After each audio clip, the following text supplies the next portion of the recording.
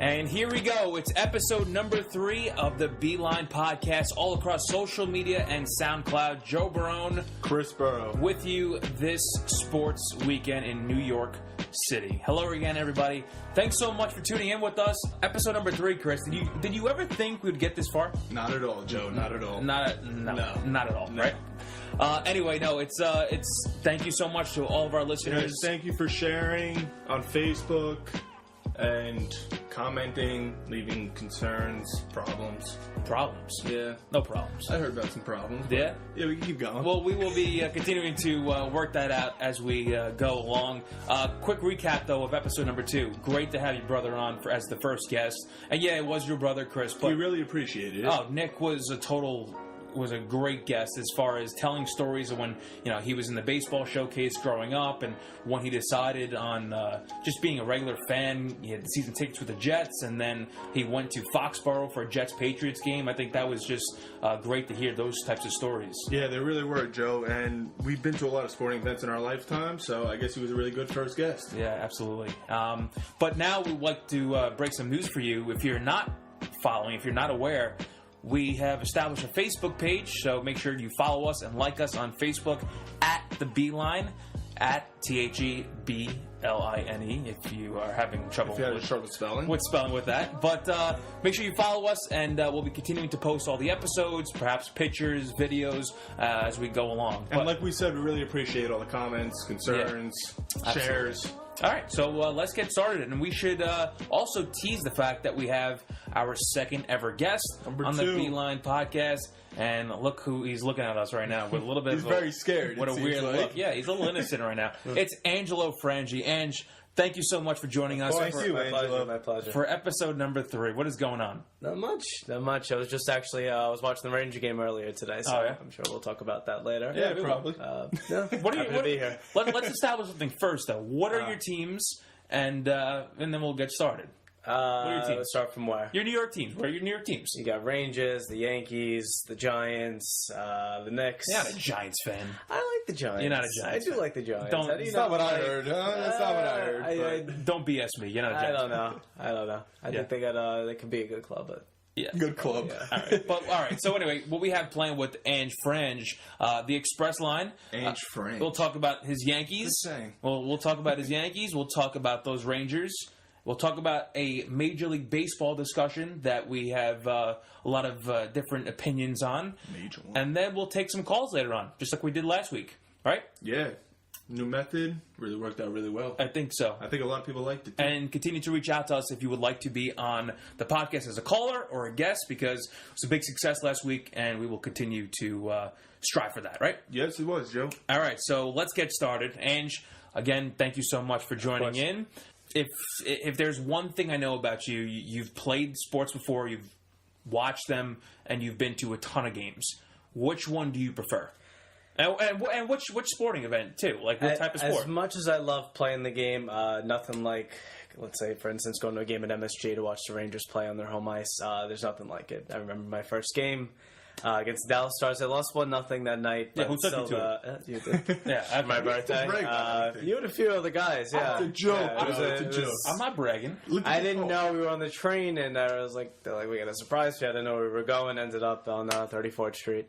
MSG, so that was a fun time. I hate your jersey. What I did was I brought a Rangers jersey for him because I knew he was a Rangers fan, and I was wearing a big jacket, and I put the Ranger jersey underneath my jacket. This way, he didn't have an idea of what was going on. You know, he just thought that we were just going to the city for going out. Yeah. Well, yeah, we were younger at the time, so we weren't going to the bars or anything like that. We were just going to go out at night in whatever Times Square, whatever, right?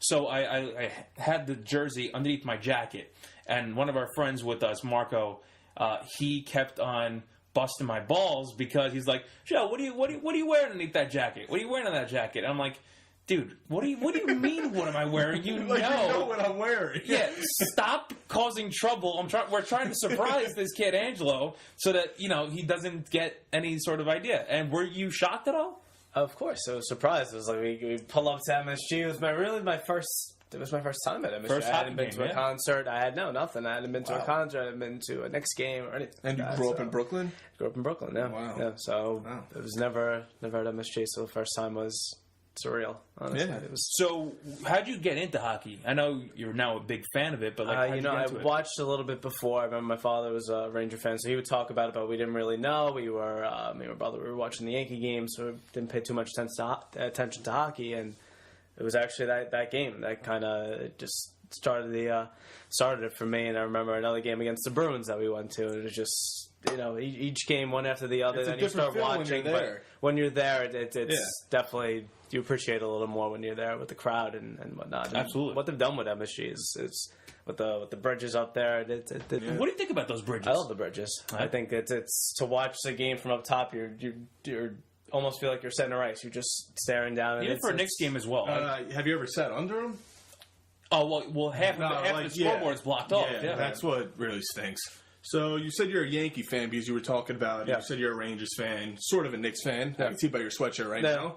For those who are listening, He's wearing a Knicks sweatshirt. Yeah, sorry. It's my brother's. I borrowed it. I'll see you're a fraud. We'll be good soon. But if there's if there's a team that you ever want to win the championship, which one would it be, and which one would you cherish the most? I mean, the Rangers. I've never seen a Rangers Cup. I've seen a Yankees championship '09. But for me, being such a big baseball fan, I mean, the Yankees, watching them. What made win you the World become a Series. Yankee fan? I was watching them before. I was watching the Joe Torre era, Derek Jeter, of course, and then it was Jorge Posada. It was Core Four, Mariano. You had Andy Pettitte, so it's like, how can you not like the Yankees? But I mean, I grew up in a Yankee household. Yeah, but what year did you start watching them? I went to my first game in '09. I was watching them in '04, maybe. I mean, I was 9 or 10. You saw so I that was big, watching them. Yeah, I was watching them often. My dad always, he had the games. I was crashing at the TV half the time, but New York right, fan, yeah. right. So you naturally get into, you start rooting for them. You want the Yankees to win because Dad's watching the Yankees and Mom's cheering them. So yeah. You bring up a good point about the Core Four and the Yankees in the 90s and the early 2000s.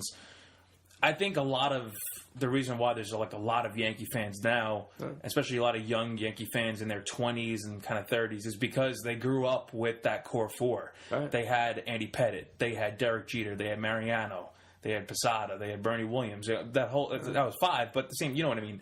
They had these guys, and they had that dominance where. Years. The fans just completely latched on, and I think how can you not? Right. Yeah. Then you're rooting for a team. You watch these guys game in, game out, perform, produce. Yeah. And it's just, like I said, how can you not like the team? How can you not want to watch Derek Jeter shortstop when he's doing the backhand play, he's throwing across the field. I mean, it's exciting. It's exciting to watch Mo come in, enter the Sandman, goes on, the fans go crazy. He'll start jogging in from center field. So I mean, it's. Yeah. As a Yankee fan, how do you feel that Mariano becoming the first unanimous Hall of Fame? I mean, if he wasn't, I would want to know who didn't put him on their ballot. I mean, it was awesome. I videotaped. I was sitting home, and it was on my couch, nice, and I was just anticipating. And then he started speaking. My sister actually just came back from Panama, but he started speaking in Spanish, and then he goes, Mariano Rivera. You just start going crazy. I'm in my living room by myself, like going crazy, recording it. Yeah, because you watch this guy, you were so invested in these players, and Mariano always played the game the right way. It's similar to what Jeter was doing, similar to Trout now, who is, in my opinion, the face of baseball. I don't think he's going to be another guy. I think if he stopped playing right now, it's a different story. But Mariano getting 100%, I mean, it's surreal. I'm happy. I think Jeter is going to be the next one, obviously. So I don't know about him being 100%. I know a lot of people are kind of skeptical on Jeter and how you could argue with his numbers later on in his career. It's even his fielding, though. Because nobody realizes about the errors that he made. Like, I know he was a great baseball player. I'm not taking that away from him. But he would make 2 errors in a row and then make one of those brilliant plays to back up the error. That's why I don't think people realize how many errors he actually made in his career. But he's a great baseball player. I'm not taking away from him. The good plays that he's made, they were so special that they really stand out. Like when he dove into the stands. Right. You could just start naming them that come to mind. Would you say, as we go along with this interview with Angelo Frange, would you say that Jeter was the guy that you latched onto most, or was it Mariano? For me, it was Jeter. My brother was Mariano, just because he loved the way he. Obviously, they both go about the game the same way, so you could do that. So I just kind of like the fielder, and my brother liked the closer, coming at the ends of the game, shutting it down always with the cutter. I mean, Right, yeah. How you would come in on the batters, and you're just wondering, like, how are you supposed to hit this thing it's looking like a fast, with the last second just splits inside, and you're a lefty batter. How do you hit that? And You don't. so many broken bats, and we would cheer for the broken bats when we knew one or two of them were coming. What's the stat? There's more people that walked on the moon than runners who have scored on Mariano in the postseason. Right. That's incredible. Every time I hear that stat, it's hard to believe, but it's unbelievable. He was unbelievable. Yeah. That's just the kind of player he was, the kind of player Jeter was. I mean, we could go on and on. Pettit was a competitive pitcher. I mean, you look at Pettit, I compare him to CC, both southpaws, and Pettit their competitive nature. Who? Pettit, Hall of Famer?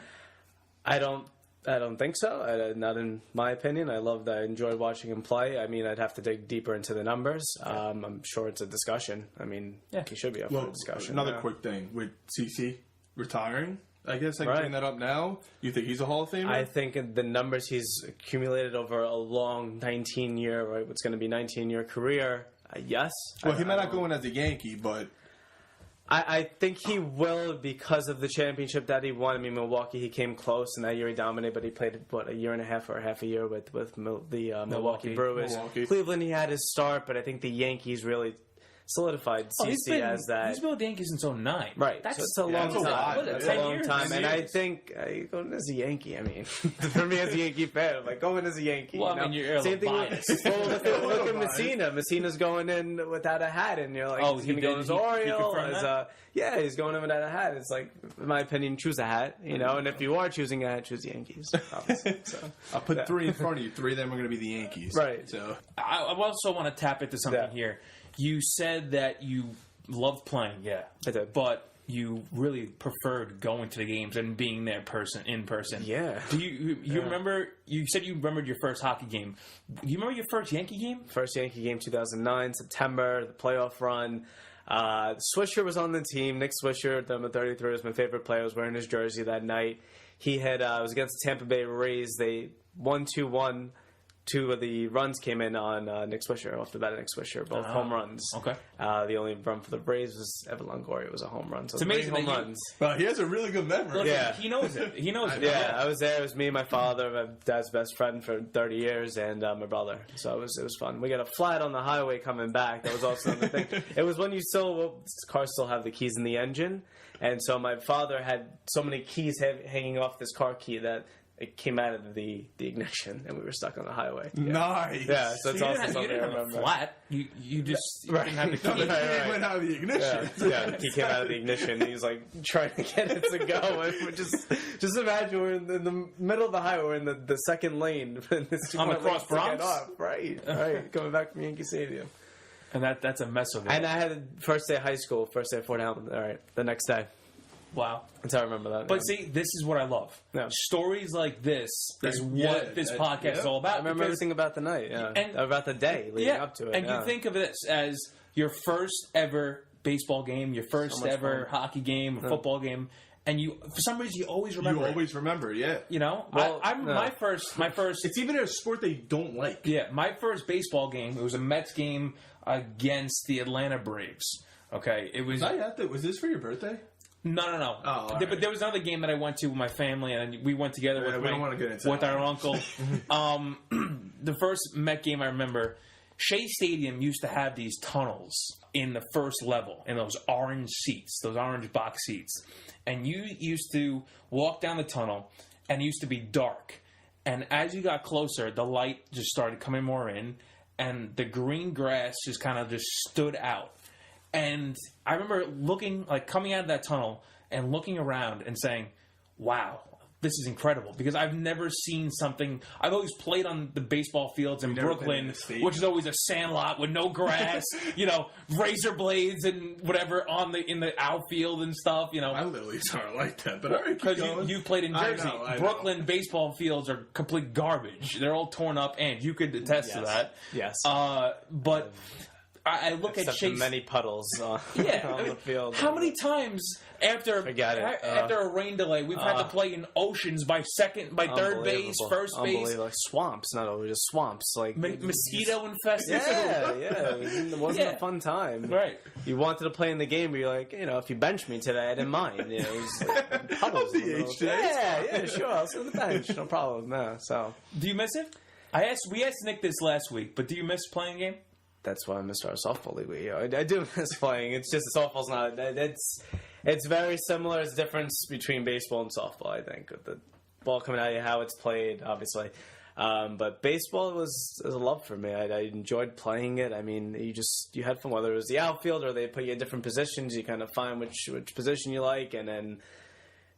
For you, it was the outfield. And for me, it was, left, right field. Center field's a little tough. I didn't have the speed. I was a short, little pudgy kid, so I didn't have the speed. Little Italian kid from Brooklyn in center field? I don't think that was made for little Italian kids from Brooklyn. We'd have the breaks. Like, everyone had their lunch time. My mother brought the sandwich, the chicken parm, whatever, in the middle of the game. Yeah, take it. Yeah, see, the people by me didn't trust the chicken parm that our teammates' parents brought. Right. But that's what I was eating in the middle of the game. Really? Yeah. Your mom packed a sandwich for you? Absolutely. Yeah, in the cooler. Yeah.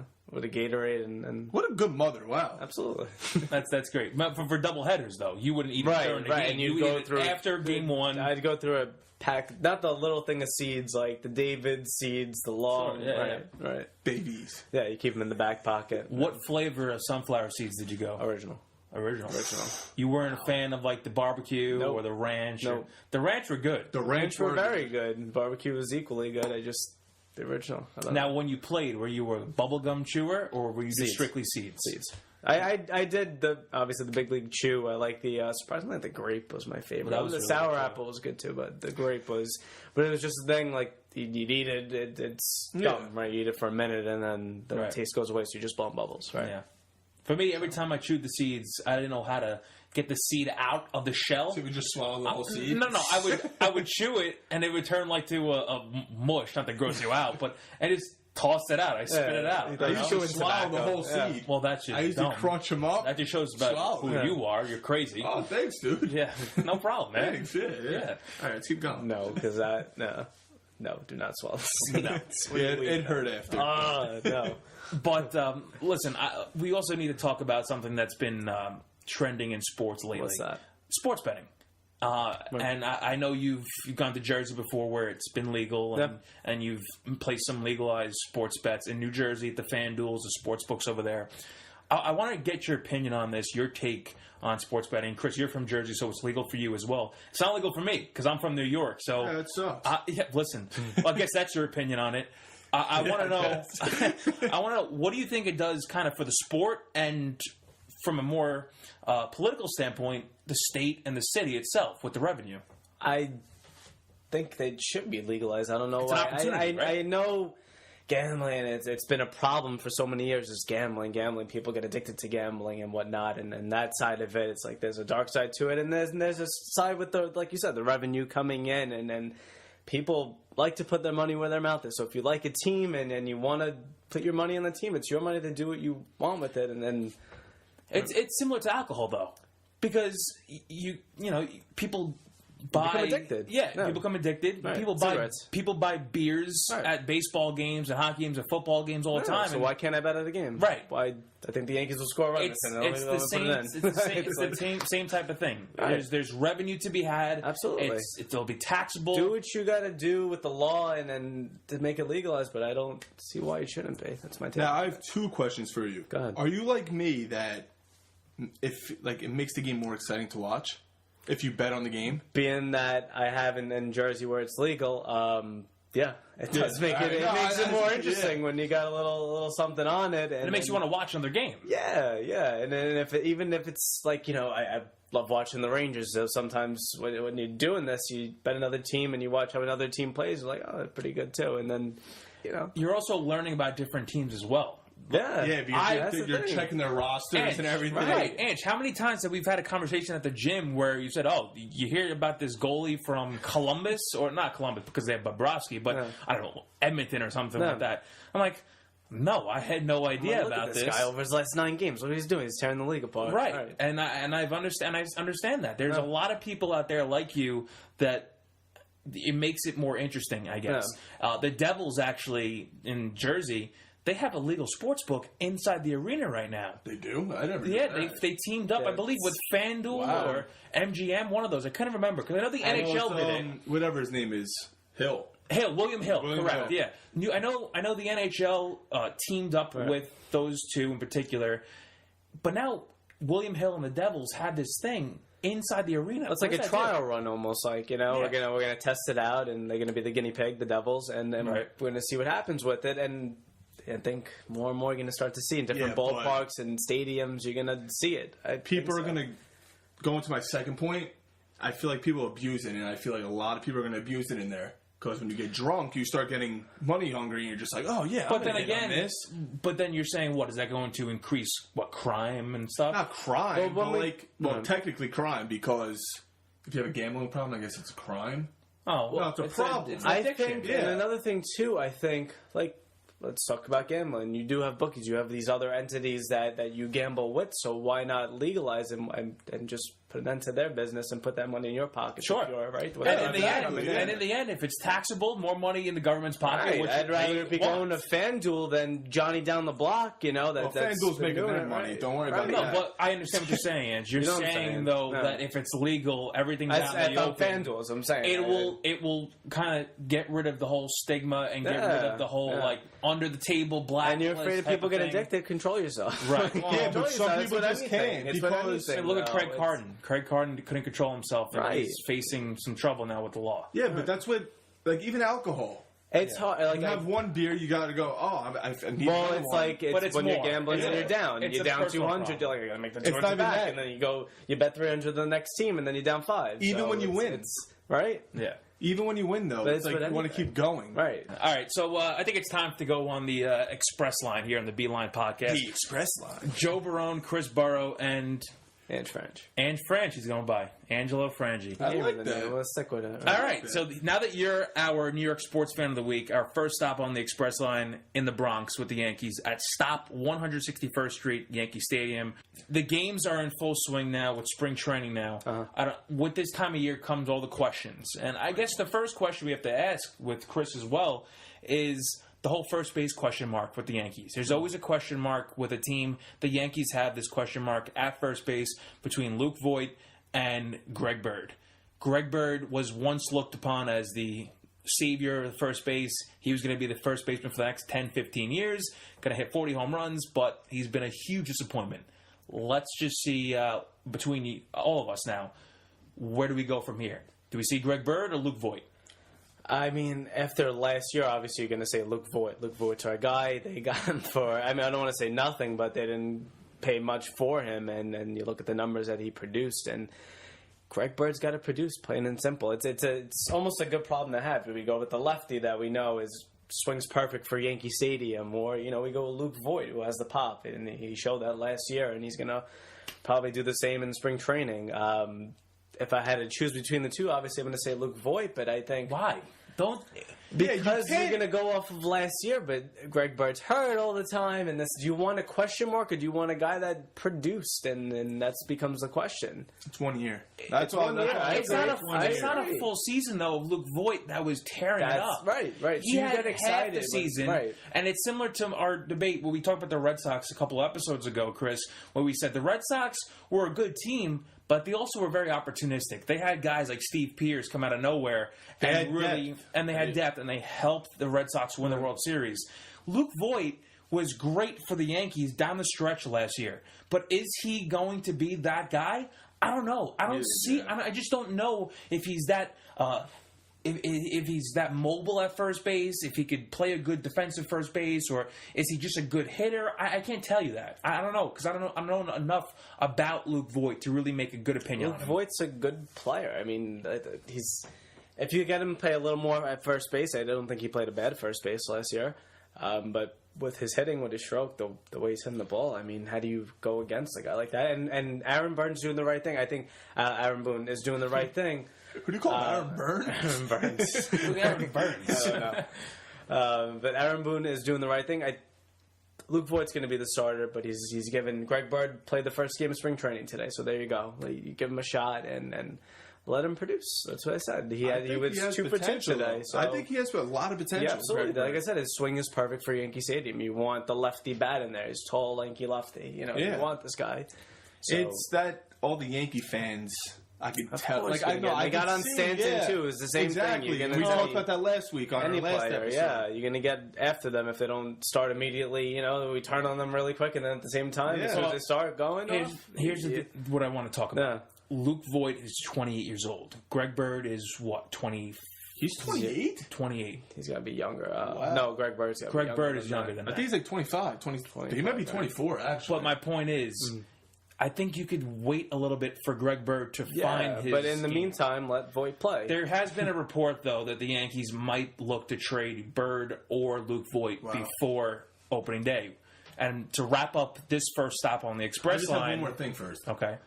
They can't even DH one of them, if you think about it. Yeah, well, now they have they have a lot of options. And they have the Mets old problem, but I'm not going to get into that with Flores. Yeah. He could hit, but can't field.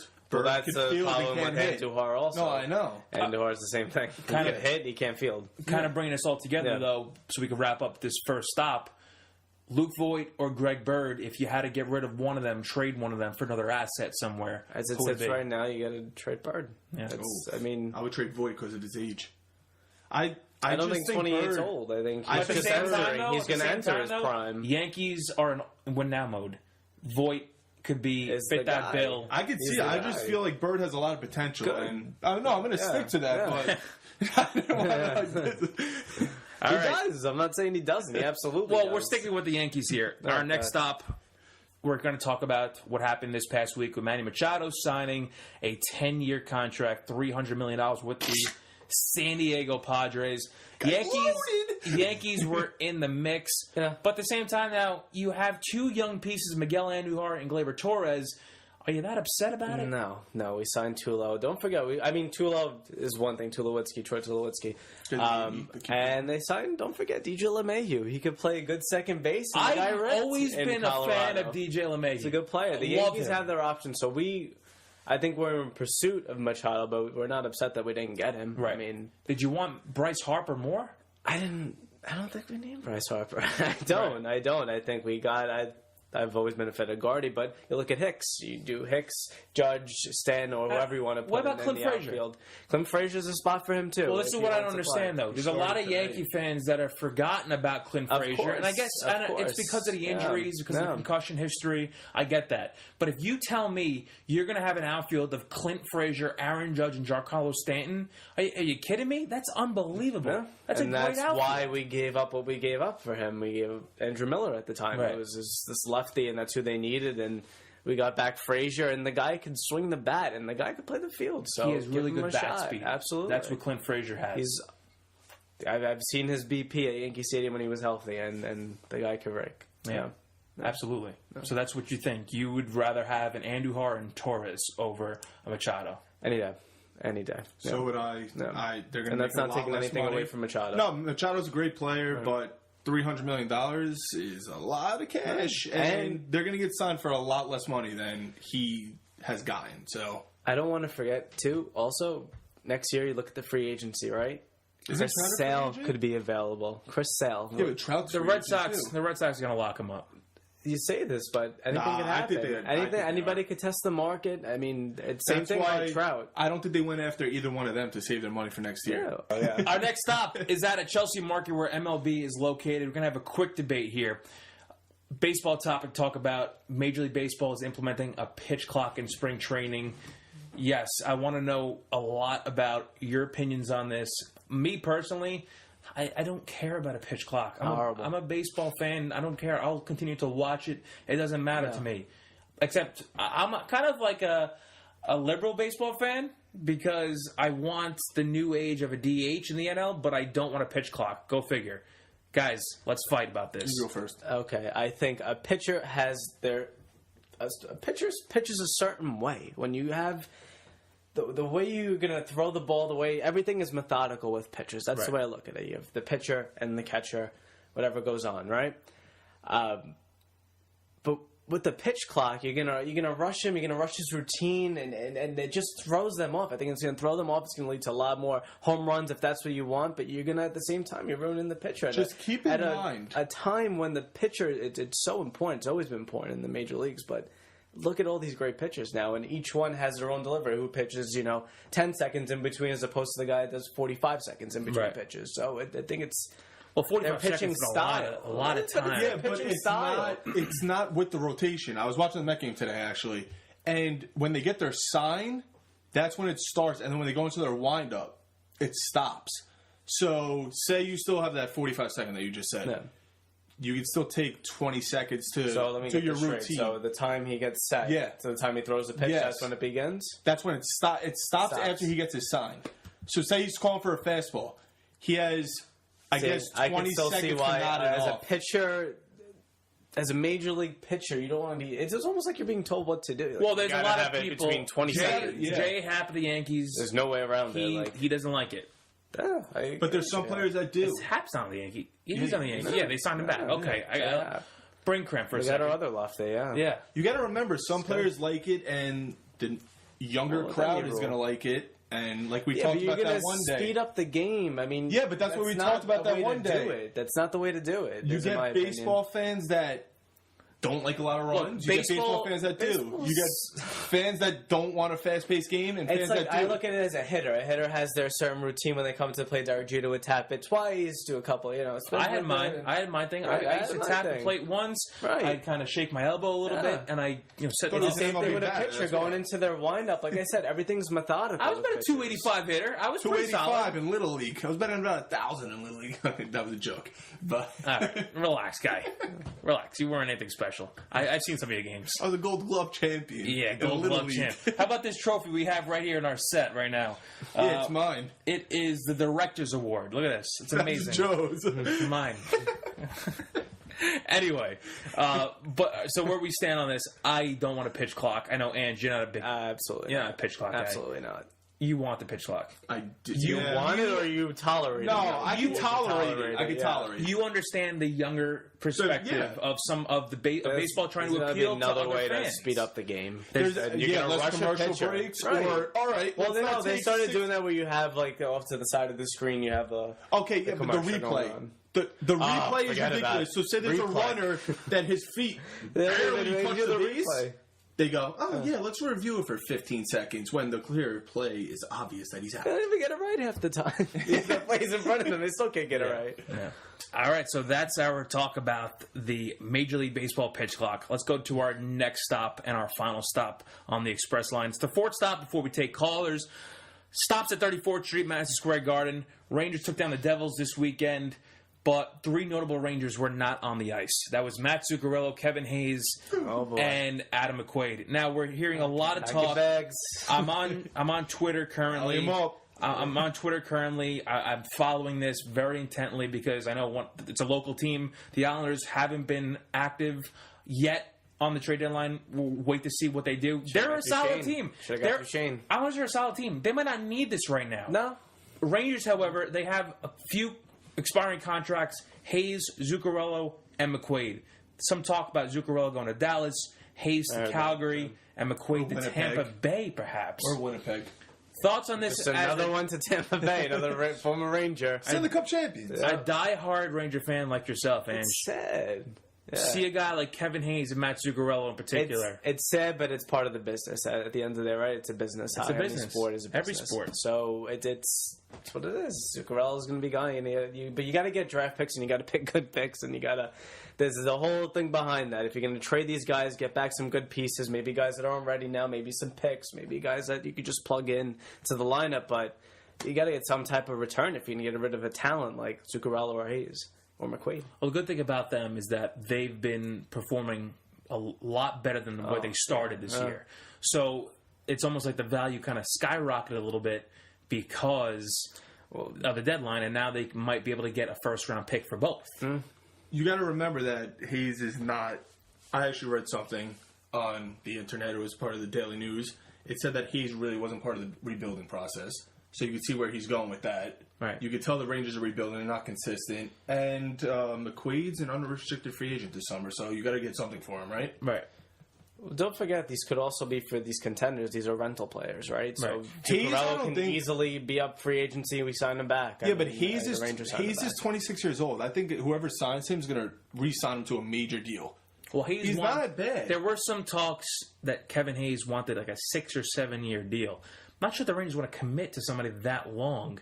Would you, if he was a 26-year-old, and you know that it might be a little bit before you start contending for a him as playoff the spot face of the again? franchise? I really like Hayes a lot. I like him as a franchise. player, but I would not sign him for that long. No.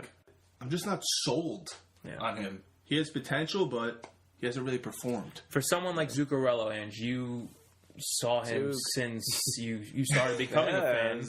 He was obviously a fan favorite. His age, by the way, quick question. He's 31. Oh. He wanted a 5-year contract. Yeah, right. Is he something? What are you going to miss about him most? I'm going to miss his excitement, his on the ice, and then just the way he plays the game. And he's always there, always looking for the next guy to pass the puck to. He's always involved, he's present, he's there, and he's an exciting player to watch. So you're gonna miss all the good things about Zuccarello. I have one more question for you. I know Joe's totally against this, but do you think it's time to move on from Lundqvist? I know you're totally against it. I have a different take on it, not so much as move on from Lundqvist, as much as he's got a no-trade clause, so he's not send going him anywhere. to a contender and let the guy win the cup. If it's not going to be with the Rangers, which I hope it is, give the guy a chance to win the cup. He's played for so long. He's played so well for so long. It's sad to see a guy like that not have a championship. You watched Ovi last year, right? Ovechkin.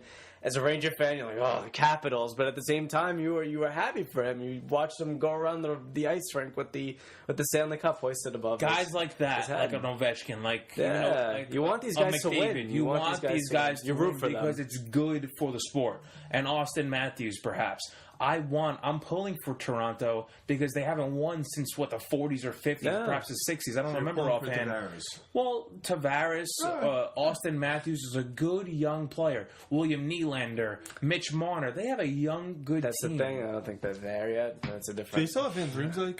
No, he went to Philadelphia. Philly, He went to Philadelphia. He's playing at 8 tonight. Yeah, of course. The outdoor game. No, the outdoor game. Lincoln. That's the big. Yeah, the Stadium Series game. Oh wow. Yeah. Against Pittsburgh tonight. Yeah. Should have went. No. Yeah, exactly. We're doing this podcast. Sorry, we're not paying you either, so we're gonna kick you out. My brother's whole line last week. Hey, we're still not paying people. So anyway, we reached the end of the line here on the Beeline podcast. Joe Barone, Chris Burrow, and our special guest, New York Sports Fan of the Week, Angelo Frange. Thank you for having me. Hey, listen, we're keeping you on for a little bit longer. We're not done just yet. Yeah. This is the part of the show where we're going to take a few callers, okay? Cool. And the three of us will chime in with our opinions. All right, our first caller is Matt from Jersey. Matt, what's going on, Matt? I'm living. So your question? All right, so how do you guys feel about Le'Veon Bell coming to the Jets? It's going to happen. I want you guys' input on it. Oh, is it going to happen? He sounds pretty confident. Yeah, he sounds pretty confident about that. No, it's not really a question. I just want you guys to think about how are you guys going to react to when he comes to the Jets? Well, I could see that Bell will be a really big playmaker, and they're going to have to spend a lot of money on him, and I do not think they should. So now, so you guys are iffy about Le'Veon Bell, but how would you guys feel if they got Bell and Antonio Brown? Don't want him either, but Joe can go. Well, listen, I think I said this last week, and the last 2 weeks, actually. Jets need a playmaker on offense. You mentioned Mark Ingram last week, you and your brother, Nick Chris. mentioned Mark Ingram. You both did. I think they should get somebody like a Le'Veon Bell. I think he's going to be strong enough for it. And you watch enough football. What do you think? Le'Veon Bell's a great player. Yeah. Yeah, absolutely. If I'm the Jets, I'd want Le'Veon Bell, yeah. Why wouldn't you, right? Right. Our next caller is Nicole from Brooklyn. What's your question, Nicole?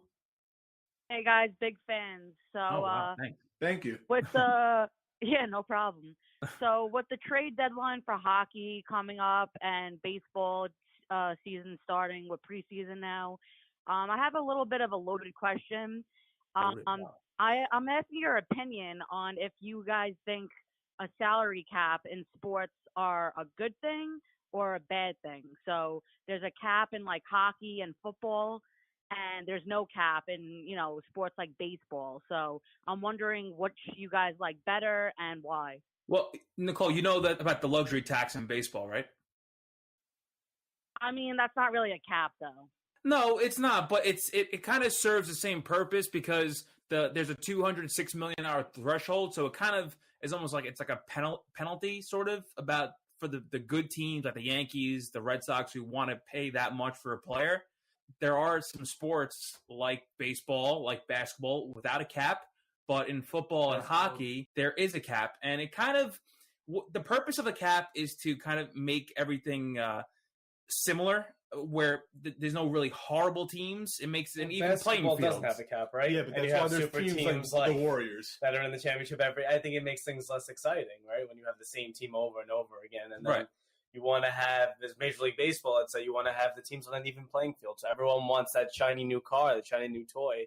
Like the Yankees want Machado, whatever it is, but the league should keep them on the even playing field. Right, and the thing is about hockey, and it's really interesting because there's a lot of teams now that go out there and they spend a lot of money on protecting their young stars. Like, Nicole, you know this, that Toronto just signed Austin Matthews. Tampa Bay recently signed Nikita Kucherov and Steven Stamkos. Eventually, they're going to have to trade some of their guys because they can't afford all this talent. They're going to have to start building through the draft. And hockey and football, they do that. They allow teams to build through the draft and kind of find the talent from all areas in the draft, not just the first round. You know what I mean? Yeah, I do know what you mean, and I agree that there should be a cap.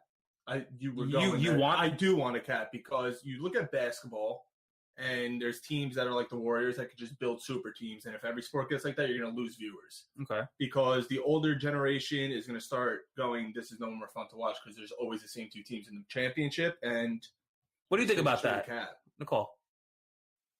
I'm a little on the fence because being a New York sports fan and a Yankee fan, it's nice that my team wants to win every year and spend as much money as possible. But then also being a Ranger fan and hockey and knowing there is a cap, it's tough because, different states have different tax exemptions and things like that. So it's tough to see other states that, could kind of finesse the system and offer a little bit more money since the players aren't getting taxed for it when New York and Cali, states like that, are suffering because, they get hit with all these taxes and stuff. I kind of like that, caps have, like Chris was saying, a level playing field that everyone has to stay under it. But like I said, me being a Yankee fan, I like management to go out every year, try to put the best team forward and try to, bring a championship back to New York because it's been a while. Yeah, I mean, you bring up a good point. There's two things I want to talk about. The first part is that about the Yankees. Listen, if you have the money, you spend it. It's that simple. Yeah. If you're blessed like the Yankees with a good payroll, with some good revenue coming in every year, you don't have a cheap owner. You might as well just go out and spend the money. And then she brings up a good point about the states. How maybe free agents want to go to a state like Florida where there's no tax on the money that is coming in on their salaries. I didn't even think New York and California, you're getting taxed all over the place because of the $1 million that you're making in the salary. And maybe that might take away the kind of lure of coming to play in a big city like New York or going out to California. So, Nicole, that's a really good point that you made. Thank you. That was a great point. Yeah, and I mean, obviously, other sports fans from different states are going to feel differently because most of the, Columbus or, North Carolina, things like that, they're probably, their owners don't have as much money as New York, Cali, Texas teams. So, those fans are going to feel differently. But like I said, since, we're all New York sports fans here, I think that, the cap should be off on all sports, to be honest. And you just go out and try to get the best team on the field and, anywhere. Next caller, Joe from Bensonhurst. How you doing, Joe? I'm good today. I just had a question regarding the Islanders and the deadline. With Columbus having both Dzingel and Duchesne before the deadline, who would be a potential target for the Islanders? Joe, you're an Islanders fan. My question to you is, don't you think the team is good enough already that they can steal a couple of rounds in the playoffs? I think so, but I also think they still need help on Barzal's line. They have lacked production as of late, So I'd like to see them go out and get a guy like Mark Stone, whoever else is available that could boost the offense, help out Barzal a little bit. I agree. It's the thing is, it's gonna take a lot of assets to get somebody like Mark Stone. He's an unrestricted free agent. That's the problem. I've written a couple of articles about this actually on Islanders Insight, a blog that I work for on the side. They weren't projected. The Islanders weren't projected to do anything this year, right? Projected to be bad. They were projected to be one of the worst teams in the league, especially when Tavares left. Now that you're winning, right now you're first place in the Metro Division. You're going to be one of the best teams in the Eastern Conference right now. This season is all gravy. This reminds me of the Yankees run a couple of years ago, where it was a year before they thought they were going to be taking the next step, where they went to the ALCS. No. This Islanders team already, is good enough to win a round, perhaps two, and maybe get a couple of breaks to go your way. You could find yourself in the Eastern Conference Finals. Now, this offseason, however, there's a lot of good players that are available that if they don't sign with their new teams that they get traded to, the Islanders should be like a Panarin or a Duchesne if he hasn't signed in Columbus. So I do think now you should just sit back, enjoy this little ride the Islanders are going on, and just watch the playoffs. Enjoy a couple of rounds because this is going to be kind of an entertaining ride for the Islanders.